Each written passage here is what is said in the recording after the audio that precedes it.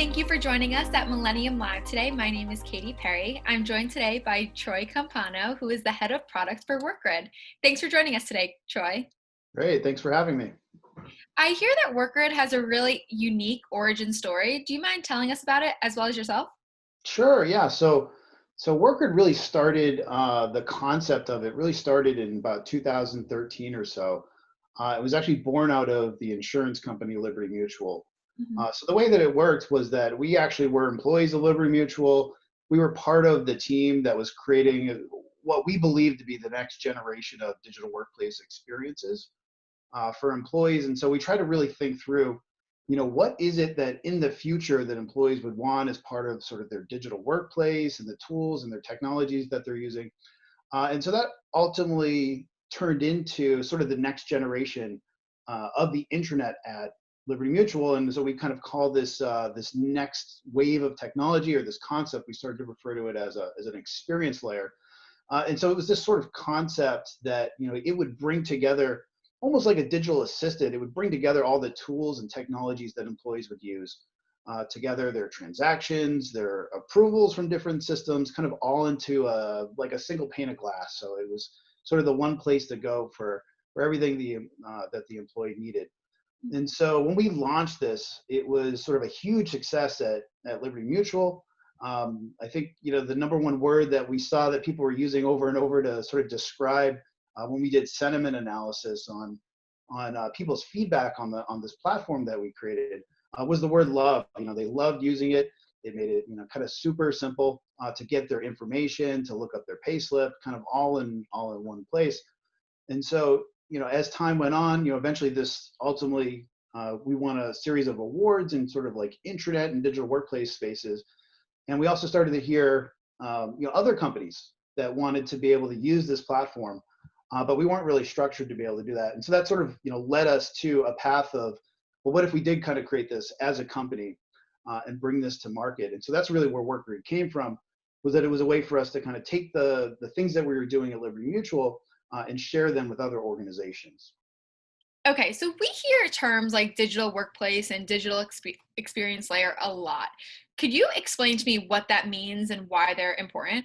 Sure. Yeah. So digital workplace, you can kind of think of it as, that we have our physical workplaces, but the digital workplace is really the collection of all of the tools and the technologies that we use digitally. So everything from communications to teleconferencing and video, and how you access different systems, your HR systems or your expense systems. All of those together are really the digital workplace, sort of the digital version. I remember when I started in the workforce, we used to have to actually fill out paper forms and, submit a request for access to a system, and you'd put it in your internal mail, and that would go to somebody 3 floors down, and they would approve it, and then they'd do something in a system and send you a letter back up. Uh-huh. That was kind of the physical workplace when I first started. And so, obviously all that's been digitized. And so that's really kind of the concept of the digital workplace, or all the digital tools Mhm. that you use that have replaced a lot of these things. And so, the experience layer was this concept that I mentioned that, we said, what if we could kind of just give you this one experience that, let's say if you're in sales and you spend a lot of time in Salesforce or in your sales tools, but you have all these other things, right? You get communications as to what's going on in your company. You might get an expense report that you have to approve. You might have to make a change in a corporate HR or an IT system. And so instead of having you jump into sort of 12 different systems, what if we could kind of just give you this one experience that worked on behalf for you and connected to all those platforms and brought all those things to you so that you could focus on kind of what the core of your job was. And so that was really the concept of an experience layer, almost like this like digital fabric. If you could kind of just place it on all these different tools and have it do the work for you and bring those things to you, versus you having to jump out to these different systems. Mhm. So, if an organization is trying to create a digital workplace that supports employees, what do you think some of the challenges they face would be? I think the one that we tend to see a lot is that having all these disparate systems and all of these different silos, often the employee and the employee's experience isn't sort of like top of mind, right? Okay. We're sort of designing a system for, let's say, HR. or the finance group is putting in a system, or IT is putting in the system, and the employee experience is maybe in the top 10, if you're lucky, of kind of core requirements. And so not only that, but then the experience across all those silos doesn't really consider the employee. Mhm. And so it creates this sort of fragmented experience. And so the systems aren't really designed for employees, they're often designed for power users. So if it's, let's say, HR, it's usually the requirements of the power users that are sort of the first focus, and the employee's experience is kind of a lesser requirement. Right. And so putting the employee at the center of that experience is really important. And then another thing that we see is issues around governance. Who owns the digital workplace? Most organizations, there tends not to be a single person or a single champion for the employee. At Liberty Mutual, there is the creation of a chief employee experience officer role, and you're starting to see that at different organizations. So now there is a position, or there is a group that is now starting to sort of be the shepherd for that experience, but that's fairly new. So, what do you think are the most important considerations when evaluating solutions for employee experience? Yeah, I think putting the employee at the center of the experience, so sort of human-centered design, is probably the most important thing. So sort of this shift from thinking about just delivering services, or delivering different employee services, but you still need to deliver services, but focus on the employee's experience first. So sort of the shift from employee services to designing and delivering employee experiences. So if you start with the experience first, then you can always sort of fill in the gaps, or fill in the extra pieces to deliver the services, but you put the employee experience at first. If you do that, that sort of sets you light years ahead of how others often think about designing and evaluating some of these new solutions. Mhm. COVID and this pandemic is a huge hot topic right now. I think it's all any of us are still talking about. And we've all switched to the remote workforce. So, how do you think it's changed how organizations need to view digital experiences for their employees? I mean, it's obviously put a huge focus on the digital workplace, right? Because so for many organizations, folks that were in offices previously that are now working remotely from home, there almost is no physical workspace, right? It is Hmm. completely the digital workplace now, and Right. so that's put an intense focus on the digital workplace, but it's also shown where there's gaps. Mhm. So if you have a lot of anybody that's worked in, used to working in the office, from in the intern to the CEO, everybody is being forced to essentially work from home for a period of time. Mhm. And so now everybody is seeing what the digital workplace is really like. And so this shift to remote work is really put this focus, which is a great thing, onto the digital workplace, and has shown where there's gaps, and it's shown where there's a lot of opportunity as well. So, if we were to look at this from an enterprise architecture standpoint, how should organizations set themselves up to prepare meeting employee needs both today and I guess in the future as well?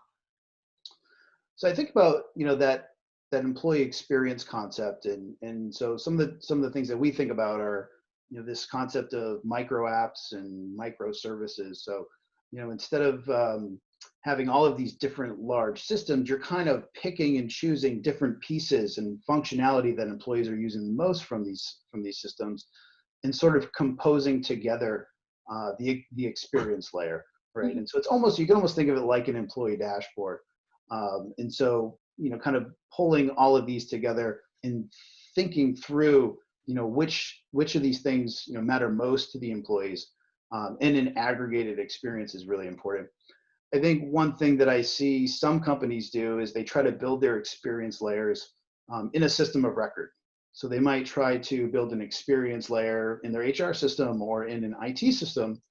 And that works typically when you're working with HR functionality.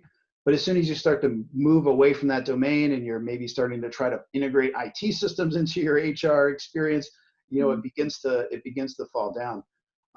And then it doesn't allow you to essentially future-proof your employee experience either.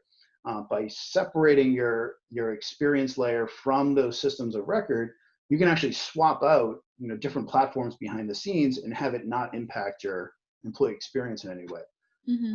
So thinking of it much more as like a modular design and a way to sort of plug and play functionality, and creating that layer of abstraction from a lot of those systems is a powerful way to go. What would you say are prime examples or great organizations that have got employee experience correctly or right?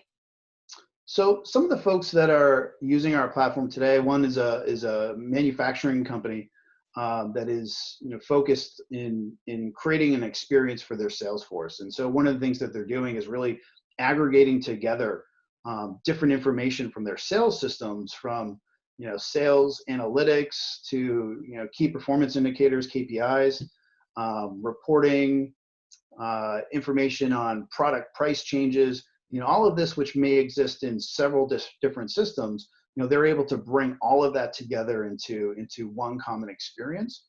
Another organization we're working with, which is a large global financial services organization, they're very focused on employee onboarding. And so you can kind of think of employee onboarding as the beginning of employee experience, right? That's where it starts, is when the employees are first joining your company. And so they're thinking of it in the same way that putting the employee at the center of the experience. Often when you onboard employees, you're getting some top level HR tasks or some top level IT tasks. There's often all of these departmental things, or things that your new manager is maybe assigning to you, that are unaccounted for, that aren't in any of these systems. And so being able to take the enterprise level tasks, but also your departmental and things from your team, all into one experience, is it just a perfect example of kind of getting the employee experience right, and putting the employee at the center of the experience. And then there's another large global telecommunications company that we're working with. And one of the things they're doing is essentially trying to modernize the experience for a lot of their legacy systems. So, instead of giving the legacy systems to employees to use primarily, they're able to put that sort of facade, or that layer on top, that experience layer, and have employees use that. So they've got one place to go to submit IT requests, whether it's on mobile or on the web, and that sort of hides some of those older legacy systems that they have. For some organizations that are quickly looking to make a big impact, what are some examples of maybe some low-hanging fruit that you could recommend for them? So anything that's really high volume or high impact tasks, the one that I usually recommend first is aggregating all of your approvals. Hmm. So for a couple of reasons. One, it's pretty easy to calculate the time savings if you've got 10 different systems, and it maybe takes a minute and a half to approve each of these things. If you can bring all of them together, and maybe even put them on your mobile device, so that you can just look across your phone and approve, versus having each of those requests sort of lost in your email inbox and mixed in with all of your other stuff at the same time. Being able to bring those approvals and those expenses and things all into one place is a great way to start. And it also, that's something that often managers will need to do. So it kind of builds management support across your organization, if you're looking to get more support as you roll out some of these things. Anything like requesting time off, viewing employee payslip, viewing your vacation time. These are all things that employees are doing over and over and over. And so if you make it easier for employees to get access to this information, where you can just make it one click to access this information, as opposed to 2 or 3 minutes to kind of run a report in the time management system, Right. significant time savings and cost savings. And what would you say the role of intelligent technologies like digital assistants, AI, machine learning will play in the digital experience? I think we'll see a lot with AI when it comes to search. And I almost kind of think of, if you think of like proactive search, it's essentially like recommendations, right? Like recommendation systems. And so one of our customers, they built a job posting system. So they hooked up their internal job posting system, and for sort of internal mobility, and they're showing employees different jobs that are available within the organization. You're allowed to configure preferences based on your job level and what your interests are. It can recommend different jobs to you. So that's kind of like a proactive search example. But if you were to add, let's say, machine learning on top of that, what you could do is look at all of the data of all of the employees of all the different jobs and all the different career paths that an employee has taken in the past.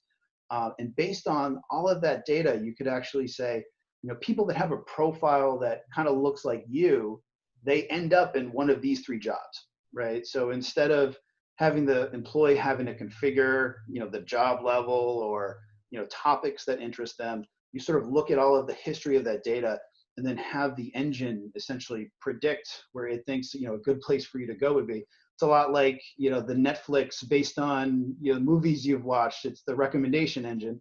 That Right. same kind of thing, but within the enterprise, right? So it's like, what types of use cases like that would be useful for employees? If we were to talk about some technology mistakes, what should organizations avoid? And are there any strategic pitfalls that they need to be wary of? I think the number one mistake, which has just always occurred, is one I spoke about previously. It's that kind of creating those siloed experiences, and it's you can see how it happens, right? Like a department will get a budget, and they really want to deliver something, and the scope of it is very defined, and so that the employee experience just kind of falls away. It's requirement number 1503 kind of thing.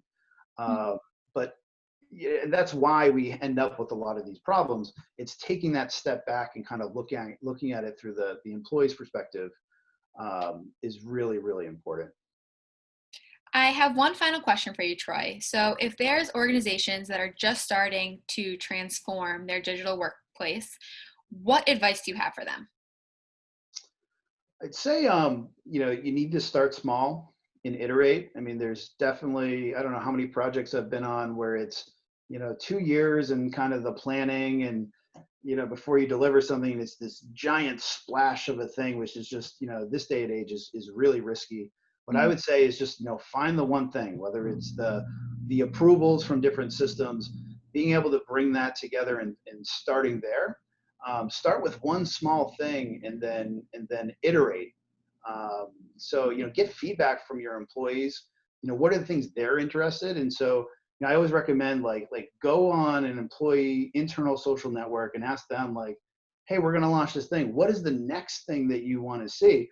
You get enormous feedback. You get themes of things that people want to see. That's kind of how we learned that employees obviously want to get faster access to their pay slip and to other information. And then they're able to, they're essentially co-creating the solution with you. So now you've gotten the, buy-in from employees because they've given their feedback and they know you've heard it, because you're now delivering features and things that they want to see. Thank you so much for being here today, Troy. It was great chatting with you and learning about Workgrid. Great, thank you.